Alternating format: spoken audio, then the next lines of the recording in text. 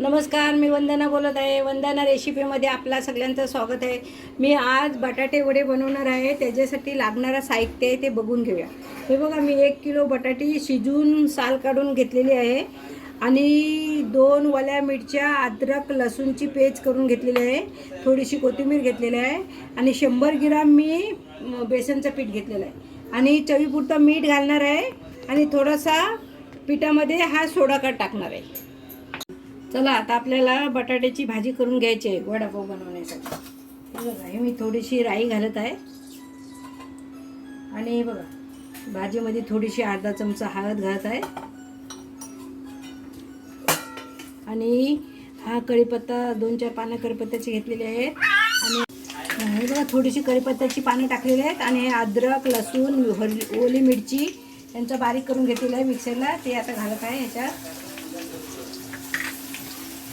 आणि थोडीशी तेलात पण हळद घालत आहे. चवीपुरतं मीठ घालत आहे.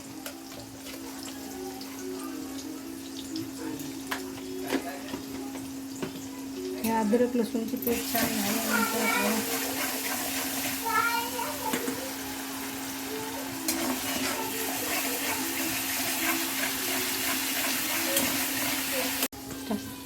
हे बघा, मी बटाटा आता त्याच्यात घालत आहे बटाट्याची भाजी बनवण्यासाठी आणि ही थोडीशी कोथिंबीर घालत आहे. आता आपल्याला छानपैकी हलवून घ्यायचं आहे, ते एकजीव करून घ्यायचे तर आपली भाजी पण तयार. चला, आता आपल्याला बेसन भिजून घ्यायचं आहे. त्यासाठी बघा, मी थोडंसं मीठ घालत आहे. आपण भाजीमध्ये घातलेलं आहे ना, म्हणून पिठामध्ये थोडं कमी घालायचं आणि अर्धा चमचा हळद घालत आहे आणि हा छोटा चमचा चिमूटभर हे घालत आहे सोडा काढ. आणि आता आपल्याला पाणी थोडं थोडं घालून त्याला भिजून घ्यायचं आहे.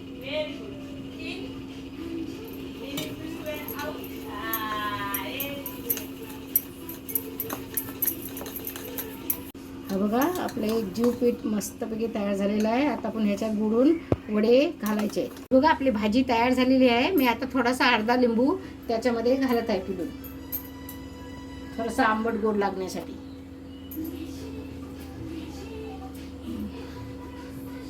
चला, आता आपल्याला वडे बनवून घ्यायचे. चला, आता आपल्याला वडे बनवून घ्यायचे आहेत. हे बघा, असं बेसनमध्ये हे करायचं आणि छानपैकी असं अलगद सोडायचं आपल्याला.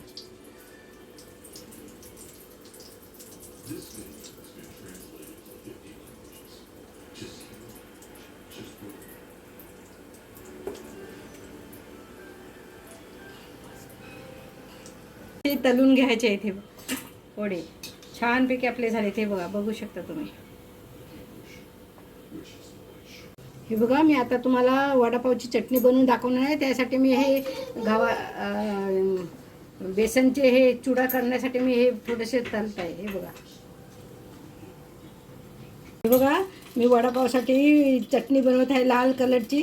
हा थोडासा खोबरा घेतलेला आहे, 2 चमचे लाल तिखट घेतलेला आहे, काश्मीरी तिखट आहे आणि हा चण्याच्या पिठाचा चुडा. तेल 1 पळीभर घातलेला आहे ह्याच्यात.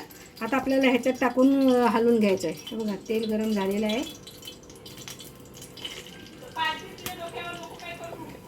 खोबरा 2 चमचे खोबरा घेतलेला आहे, ओला खोबरा आहे तो. मग ते चवीपुरतं मीठ घालणार आहे त्याच्यात.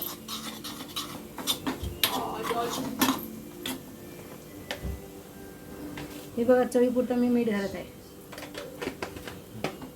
ह्याच्यामध्ये लसूण पण टाकतात, पण मी काय लसूण घातलेली नाही, तुम्ही घालू शकता.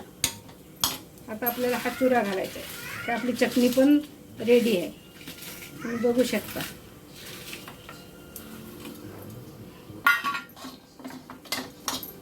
मी गॅस बंद करत आहे आणि खाली उतरून हलवत आहे.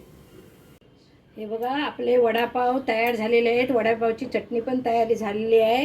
तुम्हाला माझी रेसिपी आवडली तर माझ्या चॅनलला लाईक करा, सबस्क्राईब करा, बेल आयकॉनला क्लिक करा.